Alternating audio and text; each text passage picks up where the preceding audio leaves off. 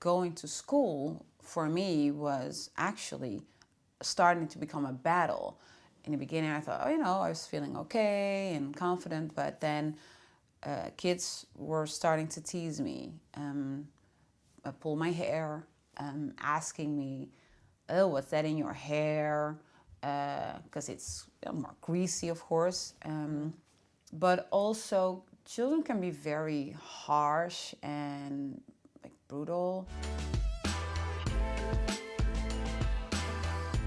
What is your name? What is your occupation and your nationality? My name is Jasmine Sendar, and I'm an actress. And the last question was Nationality. nationality. I was born in Curacao, the Dutch Caribbean, and I've lived in Holland since I was 3 years old. Can you tell me how you identify yourself culturally? How you'd express who you are culturally or racially? I always tell people that I'm from Curacao, that I was born there. I feel like Hues de Curaçao, that's how we call it, a child of Curacao. So yeah, for me, there's no question about where I'm from. I'm from Curacao. So yeah, that I lived here since I was 3 years old. It didn't change my, how do you say that? My feelings towards my island. But yeah, I got a bit of the Western culture. Yeah, but still, Curacao is home for me. Growing up in the Netherlands, when do you feel that you recognized that you had a race that was different to the mainstream? When did do you remember how old you were and what happened? Yeah, I totally know that because when I was born in Curacao, I had my family around me. My parents were still together. My grandmother, who raised me, her language was English because she's from the English islands, and it was warm. I had like 5 puppies, so everything felt safe and warm. And then when I was 3, I came to Holland because my parents got divorced, and all of a sudden I was in the house instead of out of the house. I didn't know the language, I didn't know the people. I was alone with my mother and my brother, so that was a huge difference. But the main thing that I still know was when I think I was almost 4, or I was already 4, and it started snowing. And my mom wake me and my brother up in the middle of the night. She says, "Come to the window." And it was cold. I was like, "Mom, I'm sleeping." She's like, come, look. And then we were staring at the windows like this and saw those white snowflakes falling down, and I thought it was cotton. I said to my mom, "Cotton is falling from the sky? How come? That's magic." She's like, "No, honey, that's snow." So we put on our coats and we went outside, and I thought it was scary because snow fell on my hand and all of a sudden it was gone. So I was like, "Oh, Mom, I made the snow disappear." She's like, "No, sweetie, it's snow, that's what it does. And look," and then she made a bowl and then she threw it at me, and then, we're kids. So it's like, "Oh," and I'm throwing at each other. And yeah, that was the first moment that I really realized that I'm not in Curacao, I'm in Holland. And snow, cold, inside is Holland for me. Great. In terms of I suppose my question was more to do with racial. Like, I could talk about myself. I moved to England when I was 12, and we were ahead academically in school, but yet we were treated like we didn't know what we were talking about, so we had to prove ourselves again. We were encouraged to do sports, and my parents no, academics are important. So I started to realize there were stereotypes, and so I asked others that I've interviewed, was there a moment where you're like, "Oh man, some society sees me as different, or my peer group have identified something because of my skin that makes me different"? Yeah, I actually had that all the time. Excuse me. my mother got a house in like a new small, it's not a town, it's, how do you call that, like a kind of a suburb or village thing, and we were the only black people there. And so there was just one school and only white children. And I remember that going to school for me was actually starting to become a battle. In the beginning, I thought, I was feeling okay and confident, but then kids were starting to tease me, pull my hair, asking me, "Oh, what's that in your hair?" Because it's more greasy, of course. I had like braids and ribbons, and black moms do. So and that was crazy for them.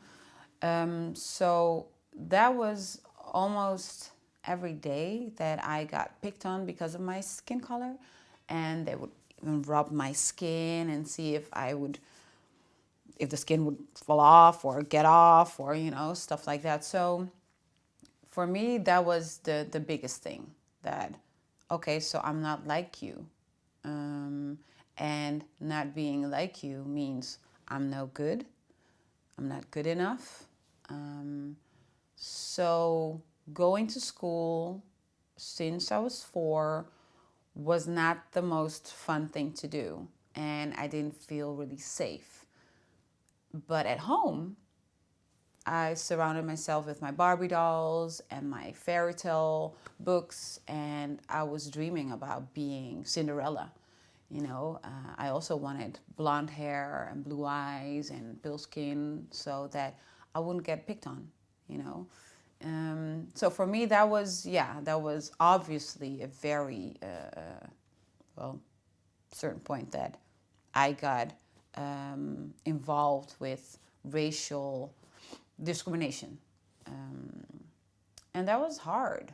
That was really hard, yeah. Especially if you're a young girl, just want to fit in, and you get picked at, and like, no, oh, you smell bad, or you're ugly, or you look like Black Pete. Anything you can imagine, I've heard it all. Yeah. And where do you think it stems from, especially as children? Why this need to make somebody's life a misery because they're different to you? Because I don't think that's the same if a white kid went to Ghana. I mean, they might get teased, but to make somebody's life a misery, where does that come from, you think? Oh, well, I think it comes from, well, children, they copy, right? So what they learn at home, they'll do outside. But also, children can be very harsh and like brutal, and everybody's trying to find their spot. So it's also a lot of insecurities. And yeah, I was really a shy girl, so a very easy target because I didn't fight back. Or like my brother, once somebody called him Black Pete, and he just did this, and the guy was knocked out, and ambulance had to come, and everybody knew, like, don't mess with him, because he might kick you, and then you're done. Even though my parents had to pay the hospital bills, but for me, I was really timid, and so I was an easy target. So I think for kids, as long as like they don't get teased, they try to tease somebody else, so they will stay out of the. It's almost like finding the weakest candidate and then going for them because you don't want the eyes on you. Exactly. So the race, it could have been weight, it could have been teeth. It happened that it was race that they could pick on. Yeah, and I was the only black girl, so I was like, for them, something they didn't know, and now it was there, like, whoa, what's that? The color, and why is her hair like that? And she dresses. I was also, my clothes were always like, hey, because my grandmother, she used to sew stuff for me, and I was always with my clothes. Everything had to be on point and matching and ton sur ton, and Uh, so even though I got picked, I was like, you know, gotta dress nice. And so a lot of stuff that kids just don't like or find a reason to tease.